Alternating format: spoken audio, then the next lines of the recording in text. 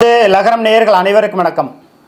தமிழ்நாட்டை பொறுத்த மட்டிலும் இங்கு தமிழ்நாட்டிலே தேனாரும் பாலாரும் ஓடுகிறதோ இல்லையோ, கல்லணை கட்டிய கரிகால பெருவளத்தான் அந்த கட்டிய அணைக்கு அதாவது முப்போகம் விளையக்கூடிய அளவுக்கு தண்ணீர் வரவில்லை என்று சொன்னால் அதற்கான காரணம் அனைத்திந்திய அண்ணா திராவிட முன்னேற்ற கழகம் தான்.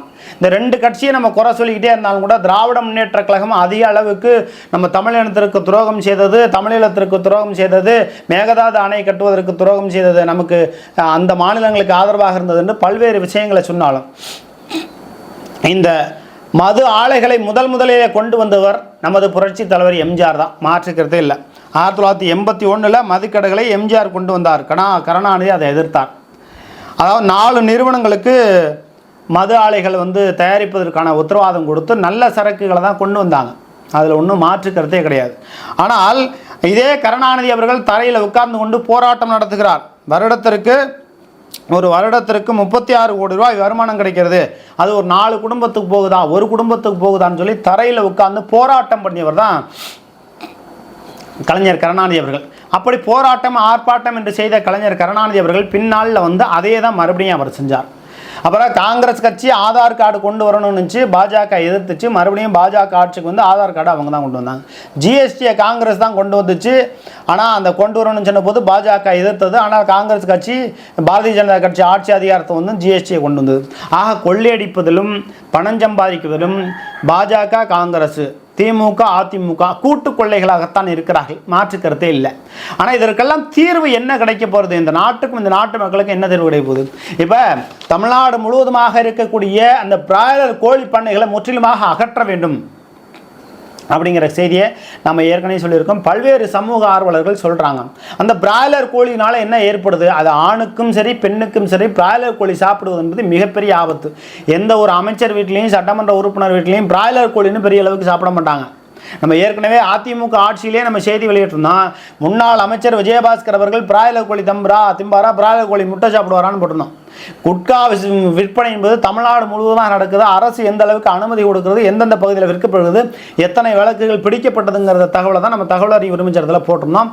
அதன் மீது நம்ம மீது பொய் வழக்கெல்லாம் போட்டு நம்மளை மிரட்டி உருட்டி எல்லாம் பார்த்தாங்க. அதாவது செத்தார்க்கு நாம் எழுதுவோம், நாம் செத்தால் பிறர் அழுவார், உயிர் மயிருக்கு சமானம், அப்படி தான் சொல்லணுமே தவிர அடுத்தவங்க இழிவாக பேசக்கூடாது. நாம் தமிழ் கட்சியில் அதே போல் இன்னைக்கு தேமுதிகவிலே அப்படி தான் அடுத்தவங்களை இழிவாக பேசுகிறாங்க. அடுத்தவர்களை இழிவாக பேசுவதை முதல்ல நிறுத்த விடுங்களேன். இந்த தமிழ்நாட்டுக்குள்ளே என்ன நடக்குது? இந்த பிராய்லர் கோழி திட்டங்களை முதல்ல ஒழிக்கணும். இதை ஒழிக்காமல் தமிழ்நாடு முழுவதுமாக குழந்தை தாமதமாகிறது சம்மந்தமாக மருத்துவமனைக்கு போகிறாங்க. இப்போ திருச்சியில் இருக்கக்கூடிய ஜெனட்டுங்கிற ஒரு மருத்துவமனைக்கு போகிறாங்க. அதுக்கடுத்து பார்த்தீங்கன்னா ஐஸ்வர்யான்னு ஒரு மருத்துவமனைக்கு போகிறாங்க. காசாக பார்க்காம தனியாக செலவு பண்ணணும், காசை பிடுங்கிடுவாங்க. கடைசியில் எங்கே வைக்க நாங்கள் அந்த கருமுட்டை வச்சது குழாய் உள்ளே போயிடுச்சு, அதுக்கு ஒரு ஆப்ரேஷன் பண்ணலாம், உயிரை காப்பாற்ற முடியாதுன்னு சொல்லி திருச்சியில் இருக்கக்கூடிய மணப்பாறையை சேர்ந்தவங்கள்ட்ட ஒரு 75,000 பணம் பிடிக்கிறாங்க ஜெனட்டுங்கிற ஒரு மருத்துவமனையில். ஆக இவங்க எதுவுமே வெளியில் பேச முடியாது, ஏன்னா கையெழுத்து போட்டு கொடுத்துறாங்க. நாங்கள் உங்களுடைய மருத்துவத்தில் எங்களுக்கு உயிருக்கோ எதுவும் இழப்பு ஏற்பட்டாலும் நாங்கள் பொறுப்பேற்றுக் கொள்கிறோன்னு சொல்லி இங்கிலீஷில் கையெழுத்து வாங்கிடுவாங்க. அது தமிழில் போட்டு கையெழுத்தெல்லாம் வாங்க மாட்டாங்க.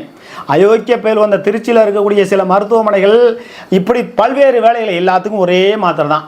ஏன்னா எந்த அளவுக்கு இன்க்ரீஸ்மெண்ட் ஆகலைங்கிறதெல்லாம் ஒரே மாதிரியான மாத்திரையை கொடுப்பாங்க. காசு மட்டும் ஒரே மாதிரி காசும் ஒரே மாதிரி, மருந்தும் மாத்திரையும் ஒரே மாதிரி. இதெல்லாம் தமிழ்நாட்டில் இருக்கக்கூடிய இப்போ திருச்சியில் இருக்கக்கூடிய தலைமை மருத்துவம் அந்த டீன் இருக்காங்க இல்லையா, அவங்க தனியார் மருத்துவமனைகளில் முறையாக மருந்துகள் விற்கப்படுகிறதா, முறையாக மருத்துவம் செய்யப்படுகிறதாங்கிறதெல்லாம் ஆய்வு பண்ணணும். எந்த ஆய்வுக்கும் இந்த அதிகாரிகள் போகிறது கிடையாது. அப்போ திட்டமிட்டு பல்வேறு வேலைகள் இந்த தமிழ்நாட்டில் நடக்குது. அடிப்படையாக என்ன காரணம்? இந்த தமிழ்நாட்டு மக்கள் வயிற்று வலி, குழந்தையின்மை, பல்வேறு விஷயங்களுக்கான போகிறதுக்கான காரணம் மருந்து மாத்திரைகளிலே தவறான மாத்திரைகள் எல்லா இடத்துலையும் வழங்கப்படுகிறது. அதை முறையாக கண்டுபிடிக்கணும்னு சொல்லி நம்ம தகவல் அறிவு உரிமை சட்டத்தில் மனு போட்டோம்னா அதுக்கு எந்த தகவலும் கொடுக்கறதில்ல. அயோக்கிய பேருவோ இவங்க பணத்துக்காக வேண்டியே தான் பீதிங்கிறாங்களே ஒழிய இந்த பணம்னு அலைகிறாங்க. தனியார் மருத்துவமனையை முறைப்படி நீங்கள் ஆய்வு பண்ணிங்கன்னா அங்கே பல்வேறு வேலைகள் தவறுகள் நடந்து கொண்டு இருக்குது.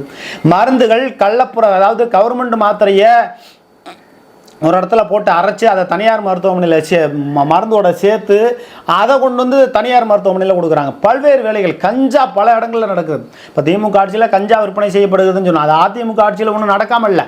அப்போ அதிமுக, திமுக, காங்கிரஸ், பாஜக எல்லாமே மக்களுக்கு துரோகம் செய்யக்கூடிய ஆட்சியாக தான் இருக்குது. அம்மையார் ஜெயலலிதா அவர்கள் ஆட்சி அதிகாரத்தில் இருந்தபோது மட்டும்தான் கொஞ்சம் அதிகாரிகள் பயந்தாங்க. ஒரு தகவல் அறியும் உரிமை சட்டத்தில் மனுவோ ஒரு புகார் மனுவோ போட்டாலும் கொஞ்சம் அச்சப்பட்டாங்க, பயந்தாங்க. ஆனால் இப்போ அப்படி இல்லையே. அதனால தான் அம்மையார் ஜெயலலிதா அவர்கள் ஆளுமையுள்ள தலைவர்னு சொல்கிறோம்.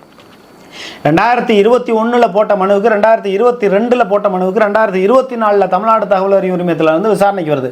அதாவது மதுவிலக்கு மற்றும் ஆயத்தீர்வையில் கரூர் மாவட்டத்தில் இருக்கக்கூட மாவட்ட துணை ஆட்சியர் சண்முக வடிவேல்னு ஒருத்தர் இருக்கார். அவர் தான் மதுபானத்துக்கு மாவட்ட மேலாளர். அவர் கோடிக்கணக்கான ரூபாய் ஊழல் முறைகேடு செய்திருக்கிறார். கொல்லப்புற வழியாக கள்ளச்சரக்குகளை விற்பனை செய்வதற்கு துணை போயிருக்கிறார். கள்ளச்சந்தையில் சரக்கு விற்கப்படுகிறது, அரசுக்கு வருமானத்தை இழப்பை ஏற்படுத்துகிறார் அப்படிங்கிற ஒரு செய்தியை நம்ம போட்டிருந்தோம். அது தகவல் அறிவு உரிமை சட்டத்தில் 2021 2022 போட்டு 2024 விசாரணைக்கு வருது. தமிழ்நாடு தகவல் அறிவு உரிமை ஆணையத்தில் இருக்கக்கூடிய ஸ்ரீதர் மற்றும் தனசேகர் போன்றவர்கள் இந்த ஊழல் பேர் விலைக்கு துணை போகுகிற வகையில் 100 பக்கத்துக்கு மேலே கொடுக்காத, 100 பக்கத்துக்கு மேலே உள்ள இருந்துச்சுன்னா ஊழலை கண்டுபிடிக்கலாம் போகட்டும்.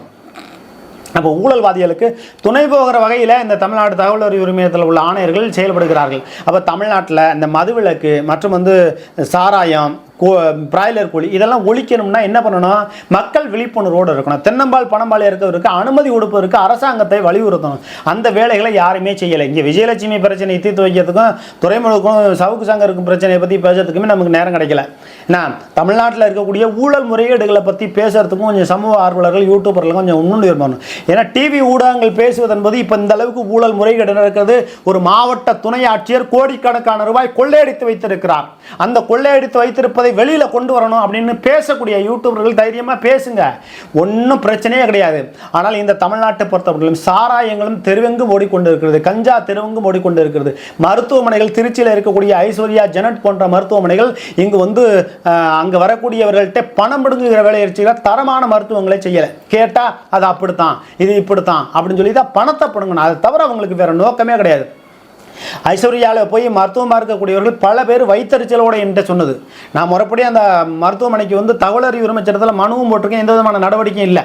என்ன நடக்க போகுதுன்னு பார்ப்போம். இருந்தாலும் தமிழ்நாட்டை பொறுத்த மட்டும் இங்கு பிராய்லர் கோழி திட்டங்களை முழுவதுமாக ஒழிக்கணும். புதுக்கோட்டை மாவட்டத்தில் செங்களூர் ஊராட்சியில் கண்ணமடான்பட்டிங்கிற ஊராட்சியில் கிட்டத்தட்ட ஒரு 20 லட்சம் கோழிக்கு மேலே வளர்க்குறாங்க.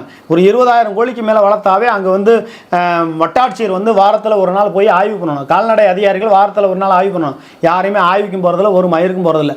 எவன் எக்கேடு கட்டு போனான்னா 1000 அடி போர் போட்டு அந்த தண்ணியை உறிஞ்சி அங்கே இருக்கக்கூடிய விவசாயங்களும் பாதிக்கப்பட்டு அங்கே துர்நாற்றம் ஏற்பட்டு கொசு ஈன்னு அந்த கனமடாம்பட்டிங்கிற ஊருக்குள்ளே போகுது. கேட்கறதுக்கு யாரும் இல்லை, கேட்டால் மிரட்டுறது உருட்டுறது எல்லா வேலைகளும் செய்து கொண்டு இருக்கிறார். தமிழ்நாட்டை பொறுத்தவரையிலும் இந்த பிராய்லர் கோழி திட்டங்களை ஒழிக்க வேண்டும். சாராய ஆலைகளை முற்றிலுமாக மூடிவிட்டு தென்னம்பால் பணம்பால் இருக்க அனுமதி கொடுக்கணும். நான் எந்த விதமான முன்விரோத காரணமாக பேசலை. தமிழ்நாட்டில் இருக்கக்கூடிய இந்த பிராய்லர் கோழி பண்ணைகளை முற்றிலுமாக ஒழிக்க வேண்டும். சாராய ஆலைகளை முற்றிலுமாக ஒழிக்க வேண்டும். இதில் கிடைக்கக்கூடிய வருமானம் தென்னம்பால் பணம்பாலில் கிடைக்கும். தென்னம்பால் பணம் வல்ல உள் மாவட்டம், உள் மாநிலம், வெளிநாடுகள்லையும் ஏற்றுமதி செய்யலாம். நீங்கள் தமிழ்நாட்டிலேருந்து போகக்கூடிய தென்னம்பால் பணம்பால் அதிக அளவுக்கு வெளிநாடுகளில் வாங்குவாங்க. இங்கு சுகாதாரமான ஒரு இளநீர் கிடைக்கிது, சுகாதாரமான தேங்காய் கிடைக்குது. அதுலேருந்து கிடைக்கக்கூடிய அதேமாரி நீங்கள் பணங்கள் சாப்பிட்ருக்கீங்களா? அருமையாக இருக்கும். சாப்பிட்டா அவ்வளோ தூக்கம் வரும், அவ்வளோதான். அந்த பணங்களிலோ தென்னங்களிலோ தென்னம்பால் பணம்பால் குடிச்சிட்டு யாரையும் போய் கத்தி எடுத்து குத்த போகிறது கிடையாது, யாரையும் வெட்ட போகிறது கிடையாது, எந்த கலவரத்திலையும் ஈடுபட கிடையாது. கொஞ்சம் தூக்கம் வரும். பழைய சோத்துலேயே ஆல்கஹால் இருக்கேன், சோறு அதாவது சுடுசோறில் ஆல்கஹால் இருக்காது, ஆறி போனால் அதில் ஆல்கஹால் இருக்கும் 1%. ஆல்கஹால் இல்லாத உணவே கிடையாது, அது இல்லாமல் வாழ்வே இல்லை. ஆகையினால தமிழ்நாட்டை பொறுத்தவரையிலும் தென்னம்பால் பணம்பால் இருக்கிறதுக்கான அனுமதிகளை கொடுக்க சமூக ஆர்வலர்கள் முன்னுரிமையாக இறங்கி நம்ம போராட்ட களத்தில் இறங்கணும், போராடணும், பல்வேறு விஷயங்களை பேசணும். அதை விட்டுட்டு நம்ம இந்த பல்வேறு விஷயங்கள் இந்த அஜால் குஜால் வேலைகளையே பேசி நம்ம பேசிக்கிட்டு இருக்க வேண்டாம். தயவு செய்து தமிழ்நாட்டை பொறுத்தவரையிலும் தென்னம்பால் பணம்பால் இயக்க அனுமதி கொடுக்க மத்திய அரசு ஒரு பூரண மதுவிலக்கை தமிழ்நாடு முழுவதும் இல்லை இந்தியா முழுக்க ஒரு பூரண மதுவிலக்கை கொண்டு வருவதற்கு அண்ணாமலை வந்து துணிச்சலாக பேச முடியுமா? மோடி பேச முடியுமா? ஏற்கனவே கனிமொழி அக்கா சொல்லியிருக்காங்க, நாங்கள் ஆட்சிக்கு அதிகாரத்திற்கு வந்தால் தென்னம்பால் பனம்பால் இருக்கிறதுக்கு அனுமதி கொடுக்கும்னு சொல்லலை, சாராய ஆலைகளை முற்றிலுமாக மூடுவோம்னு சொல்லிட்டாங்க. அப்போ சாராய ஆலையை மூடுவோம்னா அப்போ தென்னம்பால் பனம்பால் இருக்க அனுமதி கொடுக்கணும். நான் ஒரு 100 மரம் வச்சிருக்கேன், நான் பிழைச்சிக்குவேனே. அப்போ ஏழை எளிய விவசாயிகள் உழைத்து பிழைத்துக் கொள்வார்கள் என்ற அச்சம், அவர்களிடத்தில் பணம் வந்துவிடும், அவர்கள் பஞ்ச பரதேசியாகவே இருக்க வேண்டும் என்ற நோக்கத்திற்காக இந்த திராவிட முன்னேற்ற கழக அரசு அந்த சாராய ஆலைகளை மூடாமல் இருக்கிறது.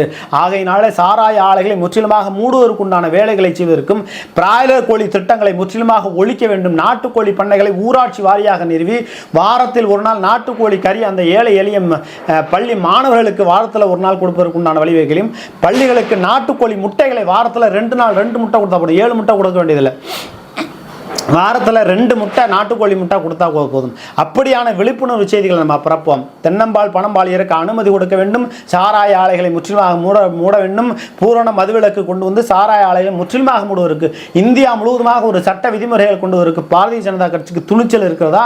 அண்ணாமலைக்கு துணிச்சல் இருக்கிறதா? இதை வந்து நம்ம போன்ற ஊடகங்கள் பேச வேண்டும் என்பதை தான் நம்ம இந்த செய்தியின் வாயிலாக தெரிவித்துக் கொள்கிறோம். நல்லதையே நம்ம நினைப்போம், நல்லதே நடக்கும்.